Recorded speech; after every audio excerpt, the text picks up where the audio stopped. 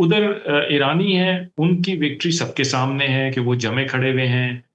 वो बातचीत करने को तैयार हैं, लेकिन अपनी टर्म्स पे करने को तैयार हैं। वो हमेशा के लिए एक मुआहिदा चाहते हैं कि ये जंग खत्म हो जाए हमेशा के लिए। तो ईरानियों की जो विक्ट्री है वो भी लोगों के दिमागों में है। हम्म। अब मसला ये है कि दोनों के स्टेक्स इतने ज्यादा हैं इसमें, और वो आपकी बात बिल्कुल ठीक है कि अगर किसी की भी डील ढीली हुई तो उसकी रिजीम चेंज हो जाएगी। फॉर एग्जाम्पल, अगर ईरानी वापस जाते हैं और उनकी अवाम कहती है कि हमने इतना कुछ कुर्बान किया है, अपने बच्चे कुर्बान किए हैं, अपने जवान कुर्बान किए हैं, इंफ्रास्ट्रक्चर डिस्ट्रॉय हुए, हम आपके साथ खड़े रहें, लेकिन अगर आप टेबल पे जंग हार के आ गए हैं तो फिर हम तो आपके साथ नहीं हैं।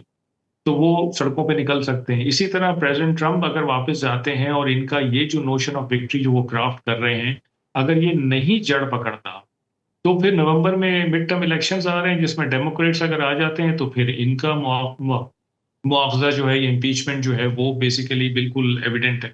तो ये सही। बिल्कुल दोनों तरफ खतरा है, और दोनों तरफ दोनों बहुत सेंसिटिव मोड़ पर है। बिल्कुल जी, दोनों बड़े सेंसिटिव मोड पर हैं, लेकिन शाह साहब, एमओयू के कुछ पॉइंट्स जो भी हमने देखे या डील के हवाले से जो बातें हो रही थी, जो जिन नुकात पर बातचीत हो रही थी, उसमें तो अब्राहम एकॉर्ड का दूर दूर तक कोई जिक्र नहीं था। तो फिर डोनाल्ड ट्रंप ये शर्त जो है, ये मुतालबा कहाँ से ले आए? और आपको क्या लगता है कि इस डील की आड़ में अब्राहम एकॉर्ड को आगे बढ़ाने के लिए जो डोनाल्ड ट्रंप कोशिशें कर रहे हैं, उसका क्या मुस्तकबिल आपको नजर आता है?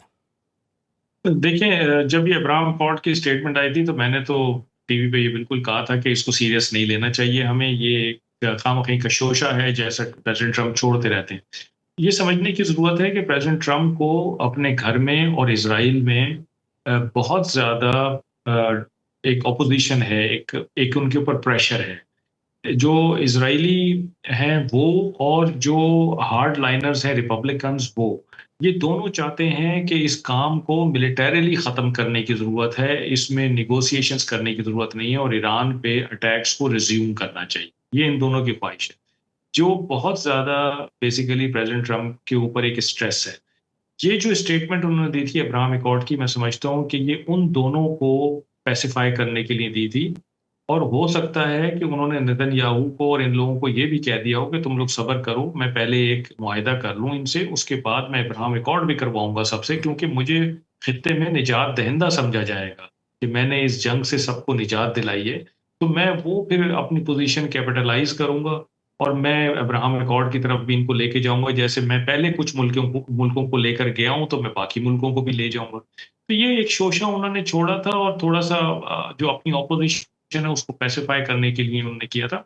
लेकिन मेरा नहीं ख्याल कि उस अब्राहम अकॉर्ड का इस मुआहदे से कोई ताल्लुक, मैं नहीं समझता। सही। अच्छा सर, कुछ लोगों का ख्याल है कि डोनाल्ड ट्रंप मुज़ाकरात या मुआहदे से पहले एक और बड़ा हमला ईरान पर करेंगे, उसको अपनी कामयाबी जो है वो शो करेंगे और उसके बाद मुआहदे पर आएंगे। आपको लगता है कि जिस लेवल की सिफारतकारी हुई है, जिस लेवल के राब्ते हुए हैं और जितना करीब हम इस मुआहदे या डील की तरफ पहुंच चुके हैं, क्या एक और हमले की गुंजाइश या चांसेस नज़र आते हैं आपको?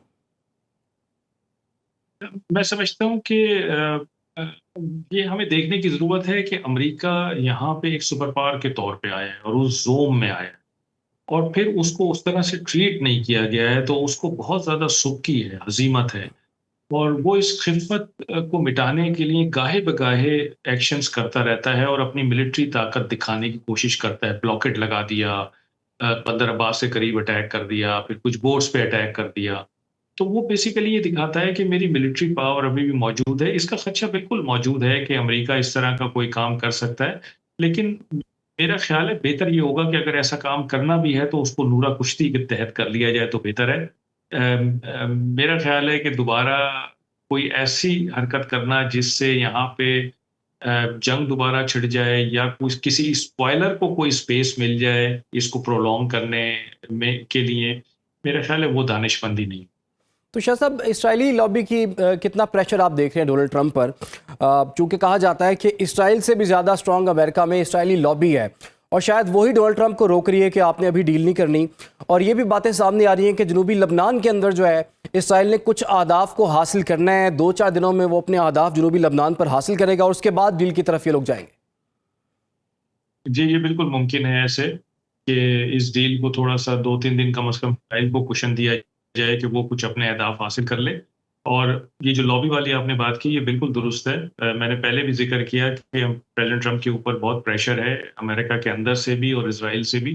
वो लोग नहीं चाहते कि ये मामला बातचीत से हल हो, वो चाहते हैं कि ये मामला मिलिटरीली हल हो, मार-पीट से हल हो और डिस्ट्रक्शन करनी चाहिए। देखिए, एक चीज़ समझने की ज़रूरत है कि अमेरिका बहुत अरसे बाद कई दिहाइयों में इतना साज़ो-सामान लेके, इतनी तैयारी के साथ इस रीजन में आया है और दोबारा कब आएगा ये किसी को नहीं पता है। तो ये जो इज़राइल है और या इज़राइली लॉबी है, इनके लिए ये एक अपॉर्च्युनिटी है, एक मौका है बहुत नादिर किस्म का कि अगर अमेरिका यहाँ मौजूद है, तो जितना फ़ायदा उससे उठाया जा सकता है ईरान के खिलाफ, मुसलमानों के खिलाफ, वो उठाया जाए।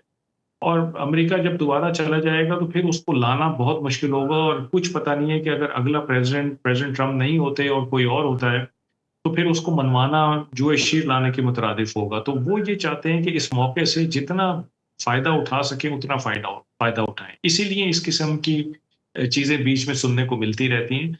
लेकिन साथ ही साथ ट्रम्प साहब के अपने ऊपर जो अपना पॉलिटिकल एक प्रेशर है मिड टर्म इलेक्शंस का और फिर फेस सेविंग का और फिर ट्रॉफीज़ लेके जाने का, वो भी एक बहुत ज़्यादा है। तो मेरा ख़्याल है ट्रम्प साहब इस वक़्त बहुत ज़्यादा मुश्किल में हैं।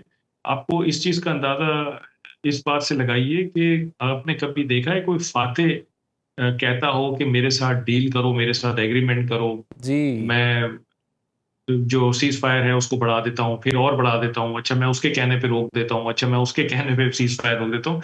तो इसलिए कि प्रेज़िडेंट ट्रम्प को एक तो वो फ़तह नहीं मिल सकी है जो वो चाहते थे और अब वो फ़तह चाहते हैं टेबल पे। तो टेबल पे ज़ाहिर-सी बात है कि फिर ईरानियों को मैं जानता हूँ, मैंने उनके साथ काम किया है, वो बहुत माहिर हैं बातचीत में और नेगोशिएशंस में, वो इतने आराम से मानने वाले लोग हैं।